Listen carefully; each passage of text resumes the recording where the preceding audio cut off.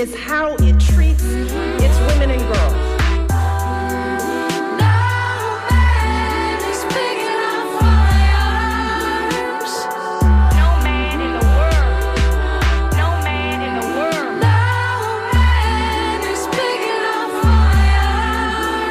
The measure of any society is how it treats its women and girls. We create the smart, powerful, creative, accomplished young women. We can fight. I'm here because of you. I'm here because girls like you inspire me.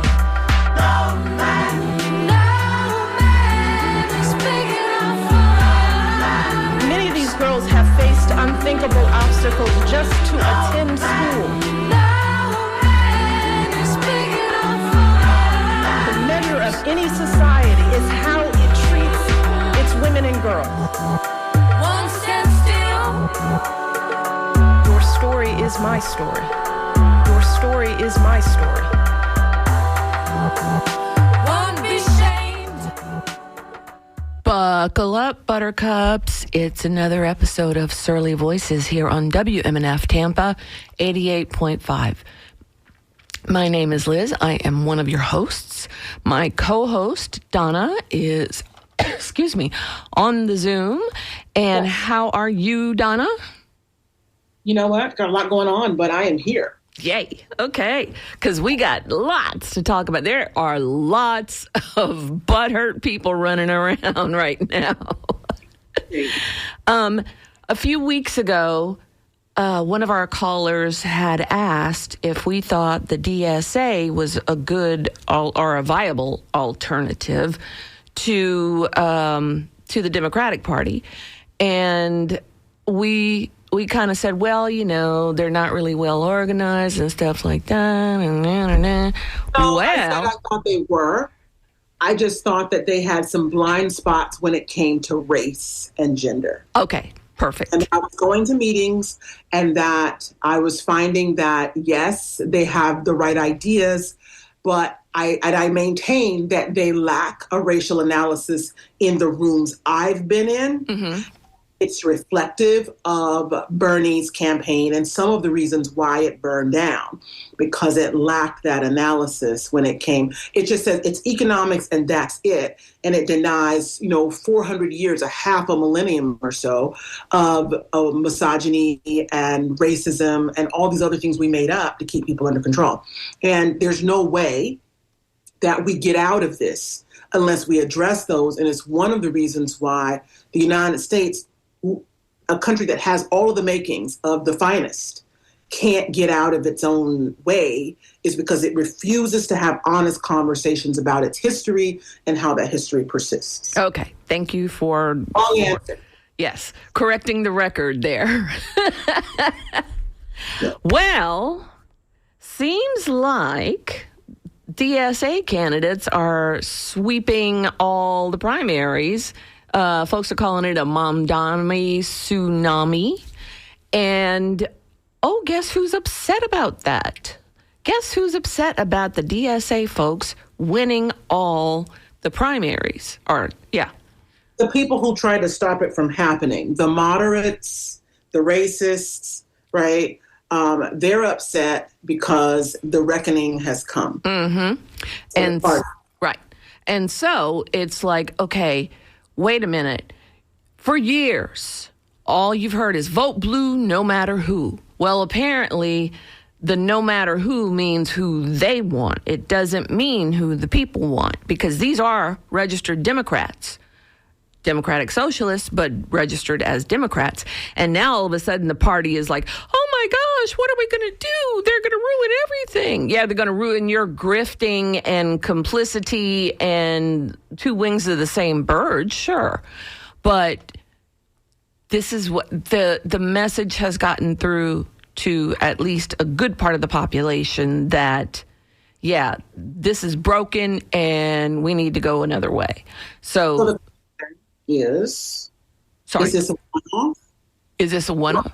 No. The beginning of the redesign of the Democratic Party is the question of the hour. Well, do you want my opinion? Which The opinions expressed on Surly Voices are those of Surly Voices and not those of WMNF Tampa. No, they're not going to embrace the Democratic Socialists. You see gargoyles like James Carville calling for a schism in the Democratic Party, and it's like, wait a minute. Well, he would. He's a man who can't admit that he's ever been wrong. Right. He and Roca, same thing, right? Like these are dinosaurs. I mean, all of them. So listen to this. You want some tea? Yes. So Diana DeGette was the person who asked that I be the Hillary Clinton person. So she's a diehard moderate. When I went with who hired me, right? Mm-hmm. I always get hired by, I'm not, how do I say this? I know when I say this, it's going to be out there forever. So I got to be very careful on what I say, because people are going to come back. People are going to take a lot. Once we hit pay dirt and become popular, right? Like once we go viral on YouTube, what's going to happen is people are going to go back and they're going to peel through all of this stuff. Yep. Some guy in his mama's basement is going to say, but she said in 2026 on July the 2nd, on the eve of the 200, listen. I remember it specifically. It's at minute 14, it's at minute 11:08, okay? So what I'm going to say here is this. I have been doing this work since before it was a thing that people did, meaning before Obama, the thing that Black people did, right? So I was a professional political operative in the early 2000s, late 90s, okay? I was a kid, but I was in there. And by 2004, I was running multiple states for Move On, Democracy in Action, which was the arm that went to the ground from online. So as you well know, Move On came out of the Clinton heritage, and it literally came from, we need to move on. I think Wade was one of the founders that said that. And so because I was a part of that, the African-American people didn't think that, they thought I was not with them. And a lot of things, from how I dress or how I talk, like the whole presentation, I'm a child of the suburbs, and didn't sit well with people who felt like they were the real deal. Like I didn't have a real Black card. I'm autistic. I'm a little different, right? A little bit out there. So I was never received in the NAACP and in that circle, right? Because there's a difference between wanting something and having an actual strategy to get it. Mm-hmm. And I try to stay in the strategy portion. Right. And it's made me very successful in my work. However, I've never really fully been embraced by Black operatives. Mm-hmm. And it's just started to happen when I started my own company. And like, I have like all these Black people that are working for me, and people are like, okay, yeah, you're serious. So, and I noticed it when I went to the America Votes convention in DC, but enough of that. I'm going to put a pin in that. So I'm going to say that I've never gotten a Black card in the political realm. Never. Mm-hmm. And white people don't trust me because they're like, why are you here? So, yeah. Having said that, I will say that the way DSA has moved, doesn't sit well with me. And groups like New Leaders Council that train people like AOC, whom I've never really been that fond of, for a number of reasons. Early on in her reign, she said that she didn't believe in reparations for Black people, and started talking about what Latinos and Hispanics deserved, which I thought was really weird. This is the same thing as All Lives Matter, mm-hmm. right? Mm-hmm. So they tend to choose people who also reflect a lack of a racial analysis. Now let's go now that you understand the context in which I'm speaking, you know, not black enough for the black folk, and even after BLM, and just not, I'm not gonna say we're not white enough because nobody ever thinks I'm white, right? Like, all right. So this newest person, Malat Quiros, and the reason why I went on that little side quest was because of Diana DeGette. So Diana DeGette, I was working on the Hillary side because Hillary hired me, and all the black folk, including for the first time in the history of Colorado Senate and House, had a Senate president and a speaker, House speaker, that were black. And so the major black families, you know, were picking all of the organizers they wanted to work for them. And I was on the side with Diana DeGette, who I honestly thought would hold that seat forever. And here's what happened. I was talking to Sean Gagan the other day in DC operative. I've known for 15 years. We worked together on a lot of stuff. He said that he didn't believe that the socialists were going to go very far. I said, I think Kathy Castor is in jeopardy. And I also think that she could lose her seat. And at the time I was thinking there's no primary challenger, but it's quite possible that a Republican can win, especially since someone called me yesterday from Clearwater and said they checked their registration 3 weeks ago. Yesterday, they went and checked it again, and they were not on the roll. Oh. So that's quietly going on. You guys check your registrations. I don't care if you've been voting for 50 years and you've never had a problem. Check your registrations. I'm going to keep saying that. Now, back to Diana DeGette. So I said to him, I think people like Diana DeGette in CD1 in Colorado, I said those words to him, are vulnerable. At the time, I can't keep up with all this stuff, okay? I can't keep up with 400 races and 200 races every 2 years. So I said, I think that she is vulnerable. And he said, no, not going to happen. I agree with you. I mean, people are waking up and saying, what in the world is going on here? Yeah. So here's what was next. Malat Quiros beat the pants off Diana DeGette. Okay. Mm-hmm. Bill Weiser is the Colorado AG who defeated Michael Bennet in the gubernatorial primary. And I'm asking this question. Diana DeGette's gone. Like, she's blocking people that are like, who are you? Because the kids are heckling her. Black from a new generation, right? And my question for my listeners today is this. Are Democratic primary voters choosing candidates who can win in November? Are they choosing candidates who best reflect the party's values?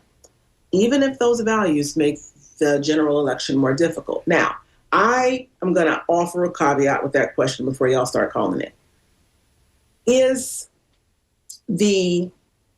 We're going to find out if that's even a real thing. Because what we might find out is that these candidates win easily because these are the candidates that people have been waiting for in a general election. And the party has barred access. Now, last thing before I stop. Some of you are party loyalists, right? You're older, you're comfortable, you're homeowners, you've got your retirement, you've got $1 million plus in the bank, and you are at the beach listening to this show. And you're like, why can't things just stay the way they are? Because they're good for you. You have to go to the end of your driveway and look. People are moving, people who work, like you said, get a job. People who work, and it's not just Republicans saying this, okay? People who work 40, 60 hours a week are moving into their cars while you say, why can't we just have business as usual? Oh, look, Kendra Darling. Oh, look, Maxwell Frost. Oh, look, David Hogg. Some of these people, I don't want to leave the Hogg out of this for now, because he's got a lot of room to become a moderate Democrat with big pockets, because that's what happens. Right? Once they get comfortable, the rhetoric changes. So I just want to say to you guys, you've got to rethink your positions. You got to look at what's happening out there a little more closely. You got to read periodicals other than The Atlantic and The New Yorker, because you're sophisticated. There are people who aren't reading any of that, and they know this ain't working for them. Mm-hmm. So I want you to really think about that when you're saying, let's just have younger versions of Terry Rizzo, a younger version of Nikki Fried. Let's have a younger version of what's her name down in Frederica Wilson, who just retired and is giving herself lauds. So that's what I got for today. I think we also got to talk about the birthright citizenship and how that it was going to cause pandemonium, chaos, the renting of garments and the gnashing of teeth for sure. And it didn't happen. And as usual, and Liz is going to talk about this, just giving you guys the intro. As usual, Clarence Thomas is, yes. I'm going to leave that that's all yours, baby. Is the Democratic Party moving left? Is there still room for moderates? I would say in states like Florida that did a takeover back in 2018, we went from being a swing. The money left the state and Ron DeSantis is king. But is there still room for moderates in places like Wisconsin and Detroit and Nevada, Arizona? Mm-hmm. And who speaks for Democratic voters today? A lot of older voters are just not riding with what they think of as socialism. Mm-hmm. So my question would be, are these people serious? Are they going to ride this? Are they going to die on this hill? Because it looks like they're going to die on this hill. They're putting up like it, yeah.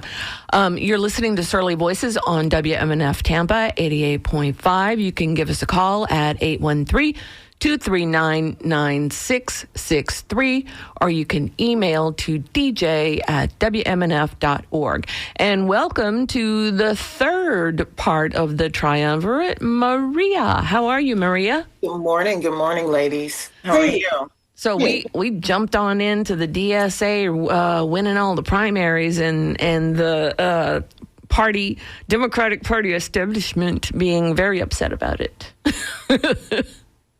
I got into it on Threads with dear Jamie Harrison when it did last week. So yeah, I'm there. Yeah. And well, I've been saying forever, it's like the moderate Democrats of today are Reagan Republicans if you compare the two. Because we have 100%. Gone so far right that's where they end up, in that bucket. And it's like, what does the Democratic Party even stand for?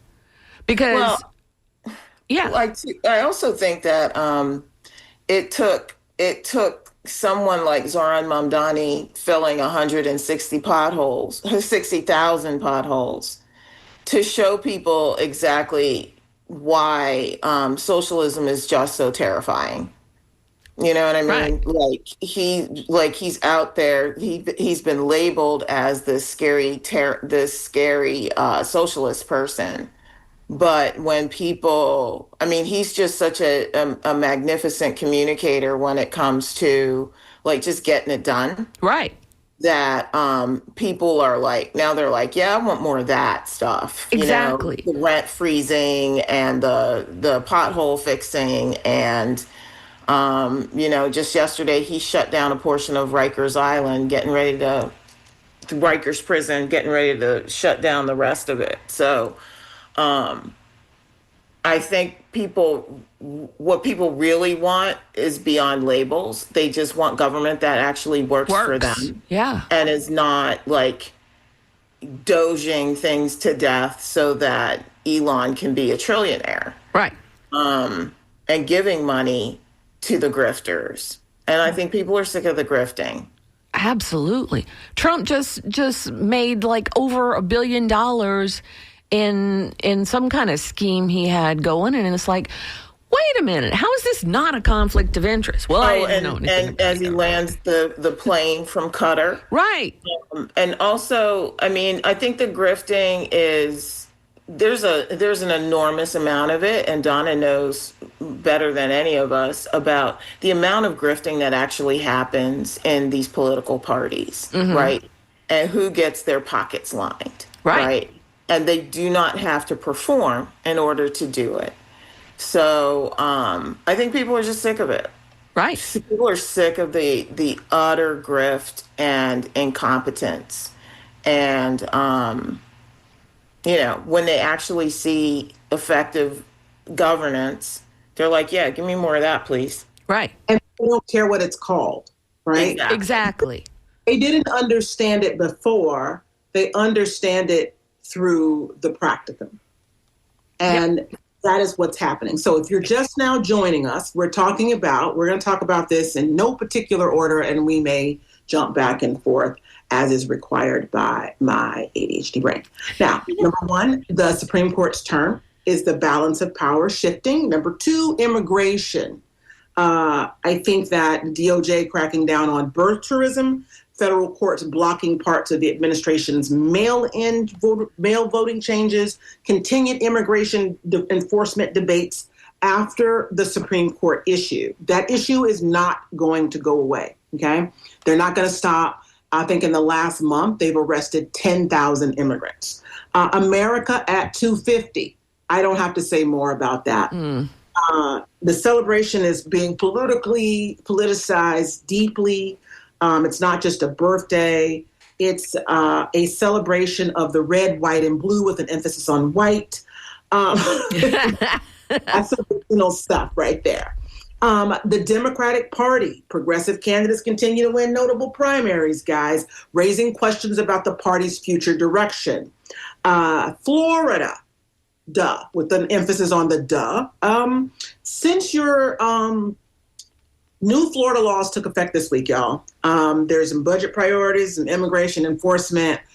Basically, Ron DeSantis said he's about to go cray on immigration. And I feel not sorry for the 63% of folks who may have members. I'm not saying that 63% of people who are voting and they're citizens because they're voting are not in jeopardy. But I am sure they have community members like we all do and family members like we all do that are getting caught in this snare. So we're going to look at the implication for the 2026 elections. And we may get to the how much evidence are you guys going to need before you conclude that the institutions are changing or that the institutional change is imminent? And I'm going to put a pin in it there because I don't think we can do more than that. I think that's quite a bit on the plate. And here comes DeAndre in Bradenton. Hi, DeAndre.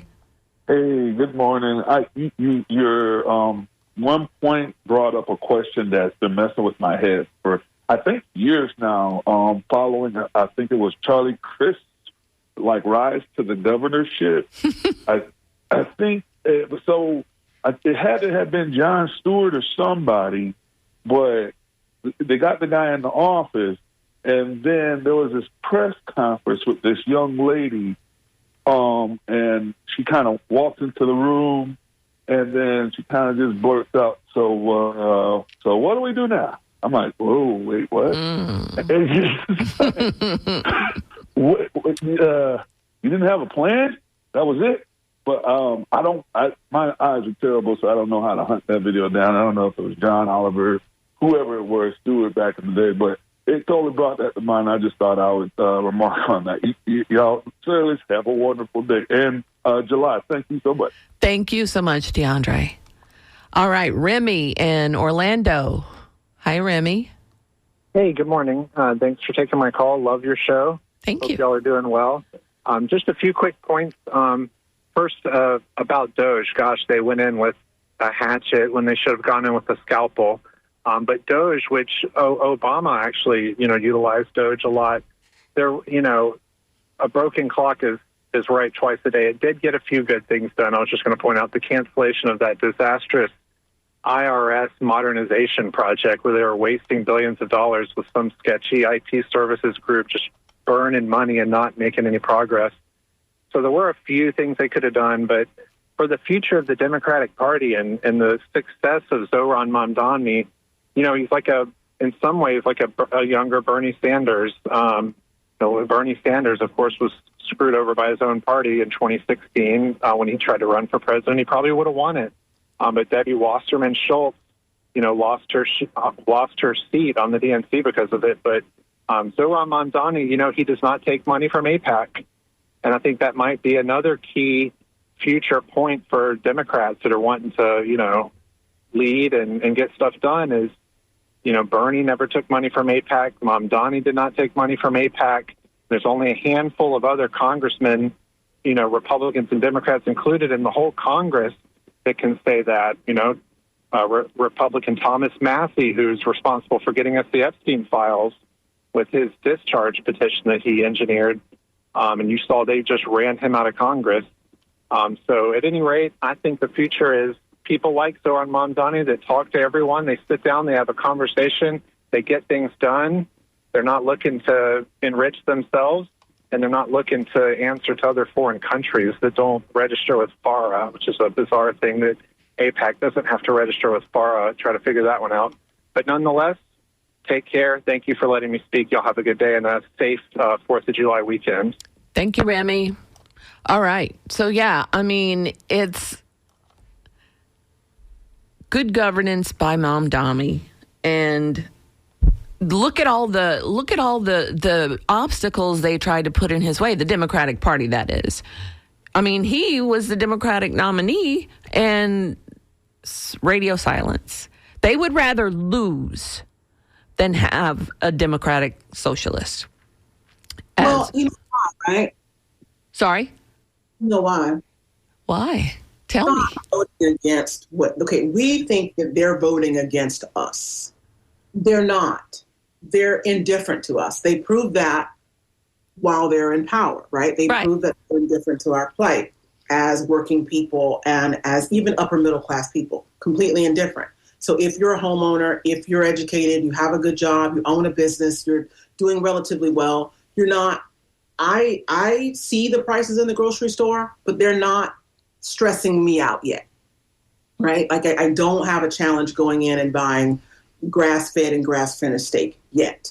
That is not the case for most Americans. So what I would be considered firmly middle class now, I think is upper part of the working class. 10 years ago, I would have been upper middle class. So everything is changing. I think that they're voting against loss of control of power. It's different. Their focus is somewhere else. It's not on the people because they've run the Democratic Party for decades. And they've not demonstrated that they've had a focus on the plight of everyday people. So every time somebody says, y'all are voting against us and I can't believe y'all, that's never been the issue, right? They've given us just enough they've given us just enough bait for us to continue voting for them and not an iota more. So we have to remember, they just want to keep control. They go to Congress and they get rich just like Republicans do. And now that the American people are figuring out, Maxwell Frost, some of you guys love this kid, right? He's a great kid. I love being an auntie figure to this kid, right? The reality is, though, he's now a millionaire. Now, you tell me a job that you can get. Some of you have been working for 30 years and can't retire. So you tell me what job you get, and 4 years later, you're a millionaire. You're only making $275,000 a year. How does this happen? And you had bad credit and no money when you came in the door. And driving Uber to be able to afford your campaign. Exactly. And couldn't afford to purchase, even with your stipends, you didn't have good enough credit to get even an apartment, a studio in D.C. Wow. How does this happen? Yeah. So it's a lucrative job. And then it's also a job that people get. And think about this. You get a job as a U.S. congressperson. You can make a good side hustle just doing speaking engagements, especially if you become a lightning rod, right? You become a firebrand, then you can, like Jasmine Crockett, then you can take that image and you can go and you can broker that. Mm-hmm. So if I got that type of platform and I was only making $175,000 in Congress, I would quickly exit Congress and go make more money somewhere else and become a multi-millionaire. But they don't, and they stay because they're making more money than the $175,000. And then if they really turn up in Congress and become one of the 12 really popular people, Elizabeth Warren or Bernie Sanders, you can go and write a book and make $12 million. Michelle Obama made $20 million off her book. $20 million? No, that's wrong. The house that they purchased in Martha's Vineyard was $20 million. But she and her husband have made millions and millions of dollars together on their books. Wow. And the honorariums are out of control. And it's the same thing. Some of them Hillary Clinton will get $100,000. Hillary Clinton, she was never the president. Wow. Okay. It's a business. It's an industry. Yeah. I work in it. I should know. Right. Exactly. Let's see. I've got emails here. Howard from Clearwater is giving us a prognostications update. I love it. He says, Germany didn't lose. They gave that game away. Ah, well. One check in the loss column. Goodbye, Sam Evelitio. Check in the win column. Now he can go find a red robe to wear. Not bad for 1 week. Happy 4th of July to you all. Howard. All right. How about white robes all around for the SCOTUS? Yes. Let's go from black to white. Let's see. I didn't understand a word of what Howard said, but I'm sure that was a prediction that you threw out. Yeah, Donna? Well, you know what? Y'all should, if y'all want to go on Predicted or Khaleesi and, make some predictions about coming elections, I called Mom Donnie, but I never put my bet in. I called it when it was still a penny.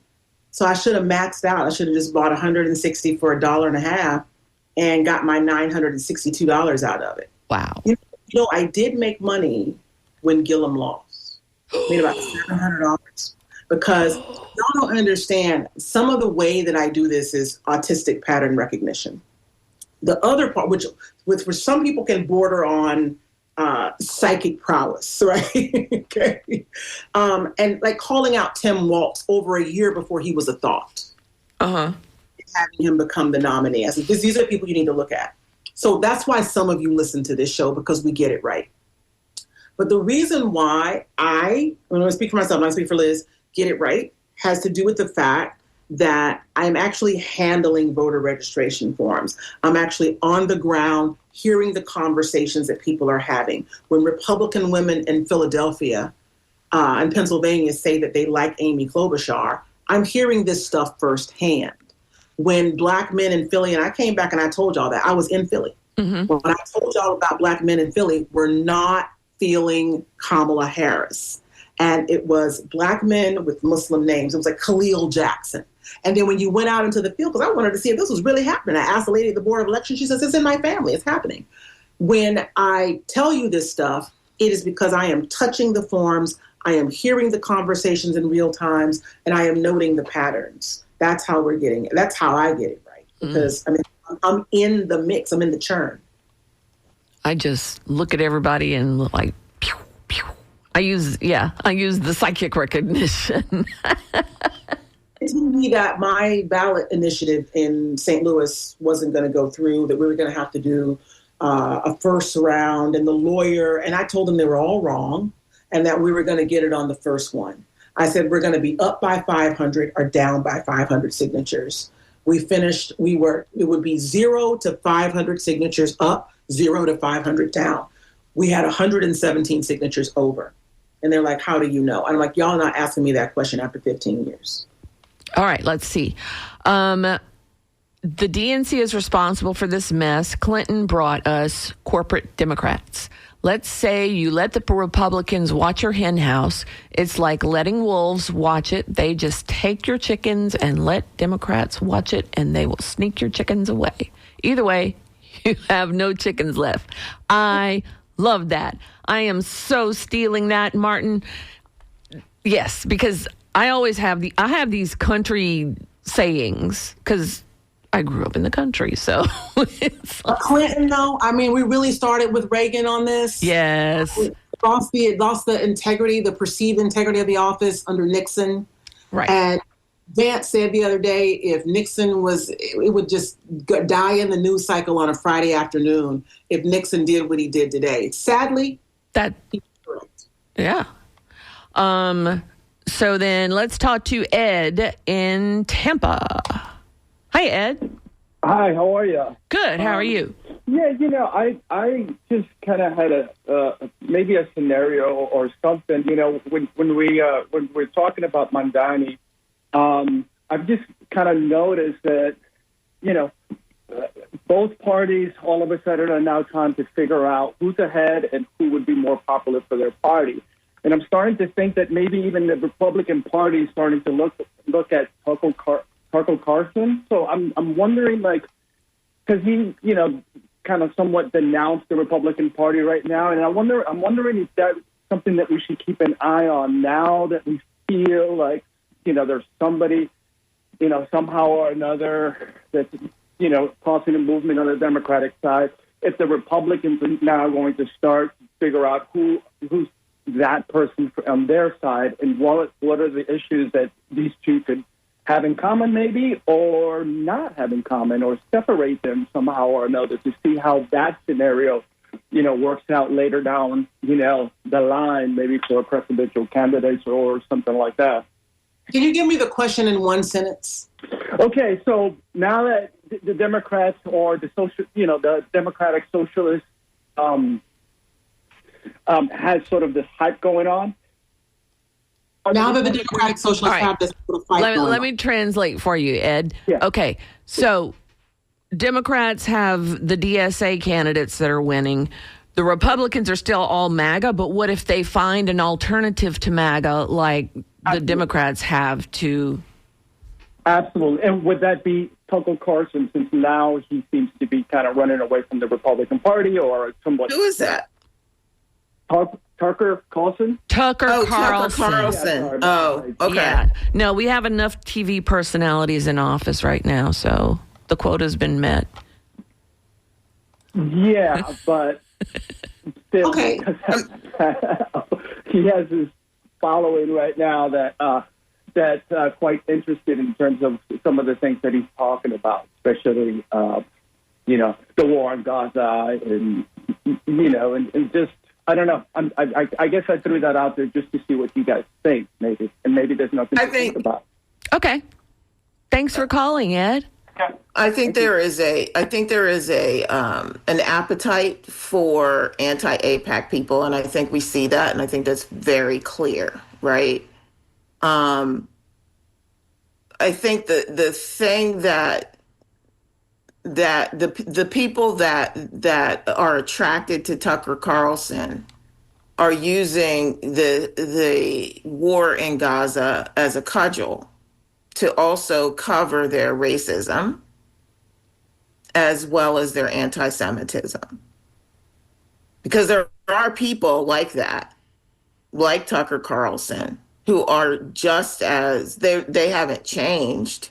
They're just a lot more vocal about their white nationalism. As a point of clarity, I would offer that the purest sort of white nationalism demands protection for and allegiance to Israel, right? Does it? That what he's. So white nationalists are like, support Israel. I used to get these little tracts when I was a kid, and there was one and it had the Star of David on it, and it said, support your local Jew. And so back then, when it wasn't like you could conflate Judaism with Zionism, they were not necessarily extricated from one another at that time, right? We didn't have to. There wasn't a genocide going on. So people weren't desperate to extricate themselves from the notion that Jews have a right to expatriate to a homeland, okay? Which I have so many questions about, because the Native Americans' land has only been stolen just a few hundred years. And I want to know why they don't have a right to land when we are paying for a country for people to have right to a land 3,000 years ago in a book where stuff may not necessarily adhere to the actual history, okay? But that's another show. But I would say that there's already a split it's probably why Charlie Kirk is no longer in this realm. The split amongst young people, it's not just happening among Democrats, it's also happening among Republican youth, where they're saying, why we got to pay all this money to have this thing? And we're seeing some of the most terrible images of children dying. These kids don't have a stomach for it. So let's assume, for the sake of this argument, that voters are drifting away from MAGA. Then what? What replaces it? Well, apparently Tucker Carlson is in the mix, so... But he was. Politics, of course, a vacuum. So if MAGA loses his grip, what's the next Republican coalition? Reagan-style conservatism. We're seeing some of the young kids go back to conservatism. I think that the division on this, the math is, but without billions of dollars of funding for Israel, because people no longer believe that there's a special people that God chose who deserve to have land built on top of people's houses that were already there, while also killing, castigating, imprisoning said individuals. So is it a libertarian movement? I perceive that they're going to keep their soul, which is we don't care about nobody but ourselves, right? Mm-hmm. Which is going to be basically libertarianism. It will also subtract foreign intervention. No one wants that anymore. The United States doesn't have health care, doesn't have good education, doesn't have housing. We have crisis at every level of the basic necessities of being a human being. So no one's interested in seeing money go out. That misguided energy is what caused our soft power to be dissolved at the beginning of Trump's second term with the dissolution of aid to foreign countries. And I see a working class populism that flourishes without Trump as a sort of jester leading the whole thing. You know what I mean? Like he's the Meister of foolishness. Right. And the younger people are embarrassed by him.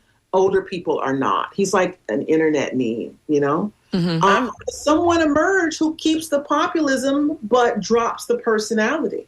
You know, if Vance hadn't sullied himself so bad and done things with sofas, you know. Oh, wow. Vance is a non-starter. I do think, though, that there has to be, I don't think that there's a vacuum or absence of a circus master. You know what I mean? I think that they need a ringmaster. Yeah. You know, for the circus. I really do. I think that there needs to be, why we got Ronald Reagan. That's why we got this guy. And that's why people love the celebrity. You could be an empty head, but I'm curious if there's room for not in this Republican Party, but I'm curious if there's a room for a Thomas Massey type populist in the Republican Party or whatever new party. I'm curious about that. Well, I feel like we have certain things. You know, I was listening to Donna's list of treatise, and I think that like when it comes to education, this is by design that we have a terrible education system. Oh, absolutely. It's not like anybody's out there saying, you know, on the right saying, oh, we need a better public education system, or, oh, we need a better university system. Nobody's out there saying that. In fact, that they're destroying that with this. To me, it seems like the populism of anti-intellectualism. Okay, you know? So I in the past 2 days have read the 194-page opinion in Trump versus Barbara, or Barbara versus Trump, and this is the 14th Amendment talks about all persons born or naturalized in the United States and subject to the jurisdiction thereof are citizens of the United States and the state wherein they reside. There is absolutely nothing ambiguous about that statement. But yet, and it has stood, the 14th Amendment has, and the citizenship section has, since the 1800s, post-Civil War.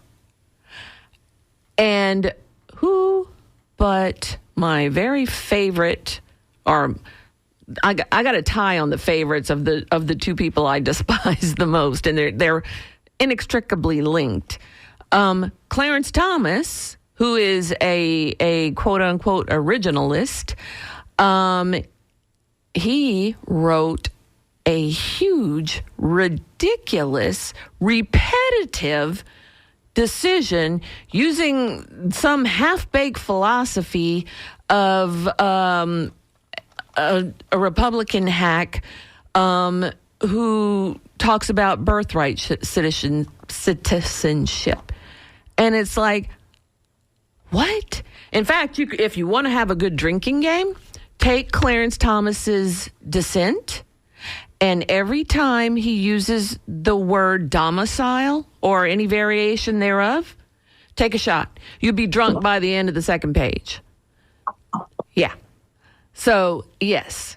Well, who but Justice Jackson, who was a Harvard Law grad, who was actually the editor of the Harvard Journal, somebody who actually has experience working with the Constitution instead of just, putting check marks next to it. Here she comes and writes a concurrence to the majority opinion, which should not have even been close. We should have had 9 votes for, yeah, of course, this is constitutional and this executive order is not. She came for Clarence Thomas, and I could not have been happier. She starts out, she says, I joined the court's opinion in full. I write separately to respond to some of the themes in the principal dissent, which is written by Thomas. Despite his long-standing endorsement of a colorblind constitution, Justice Thomas now surprisingly suggests that the citizenship clause was a race-conscious remedial measure relating only to freed slaves such as Dred Scott and those who shared with them certain characteristics like no other homeland. It is for this reason, he says, that children were born in the United States but not domiciled here are not entitled to claim birthright citizenship. And she doesn't stop there. She hits him left and right, and it is glorious and well written and well thought out. And I could not have been happier with her concurrence. It's very. I learned a lot by reading this opinion, though, and that's for probably another day because we're coming to the close. But it should not have been close. I have a question for you. Okay. I'm going to ask you, and I'm glad I waited for the end because it was so glorious. What do you say to the freedmen, right? The freedmen are people on Facebook that have the Juneteenth flag. They've had the Juneteenth flag for years as their profile picture. And they are always talking about, these are Black people, talking about immigration, always talking about immigrants taking their jobs. They bought the whole thing lock, stock, and barrel. They believe that they were, on the Dawes rolls. It's a whole culture around it. Google that, guys. I'm not going to go into it because we don't have time. But what do you say to those folks who say, when I said I prefer the African-American, there's an African-American, Pan-African-American flag, right? Mm-hmm. That's basically the United States flag in red, black, and green colors. The colors of Juneteenth have been red, black, gold, green forever, for decades, right? Before people even talked about it. And then we've got this flag that was made by this Black man who asked a white woman to help him refine it. All these Black artists sitting around, that was crazy. Yeah. And so it's a little cartoonish. Well, anyway, the point I'm making here is they are on about being Americans and wanting reparations, and that the 14th Amendment was only for freed slaves. What do you say to these people? I say to them, you can look at the majority opinion and also the concurrence. It goes through the history. Part of the reason for this amendment was because of the freedmen from back in the day, not modern day freedmen. Also part of it because there was horrible discrimination against Chinese folks, Romani folks, the immigrants were not embraced universally at any point, apparently. Everybody's always thought they were better than somebody else. So, reparations, I'm all for it, but this amendment applies to anybody who's born here. Okay. And then other thing, while you're saying that, I just want to put this one comment in. For people who don't know what a Romani folk is what we would have called gypsies a few years back. We don't say gypsy anymore. We don't say gypped. All of those things are considered to be slurs. I'm only saying it because it's something that a lot of you haven't heard. Mm-hmm. Right. Yeah. People get surprised when you tell them that. Yeah. But yeah, it's all the arguments that the freedmen make and any other people make, like Clarence Thomas, were already covered back in the day when this. Every liberation movement is built on the back of the 14th Amendment. Right. Every single liberation movement. When we talk about civil rights, when we talk about women's rights, when we talk about LGBTQIA rights, all of them and more are built on the back of the 14th Amendment. Absolutely. The right to abortion, yes, everything.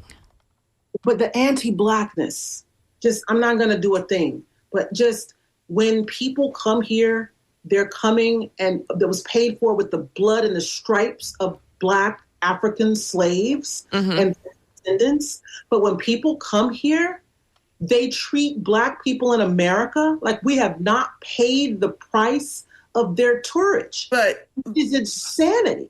I will say this, because I was watching Qasim Rashid when the decision came out earlier this week.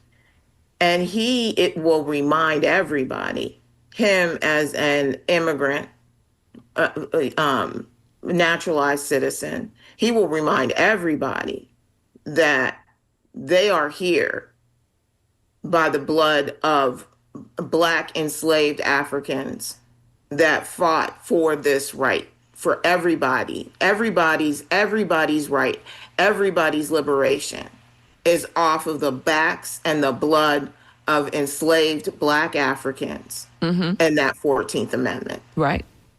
And there are people, I'm not saying there's a lot, but there are a lot of very vocal voices that will remind everybody that their liberation is tied to the liberation of enslaved Black people and through the 14th Amendment.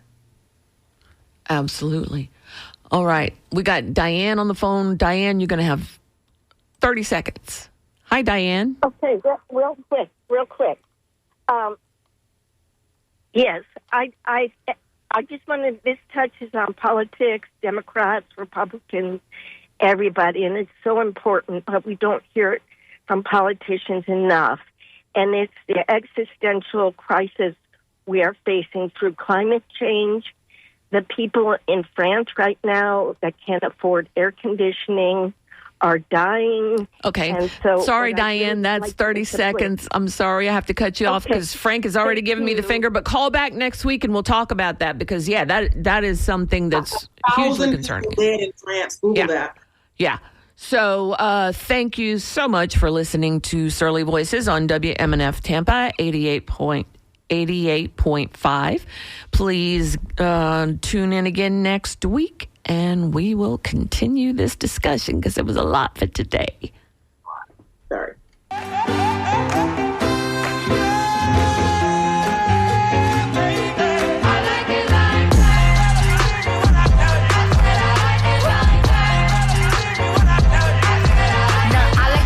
I like diamonds, I like stunning. I like shining. I like $1 million deals. Where's my pen? I'm signing. I like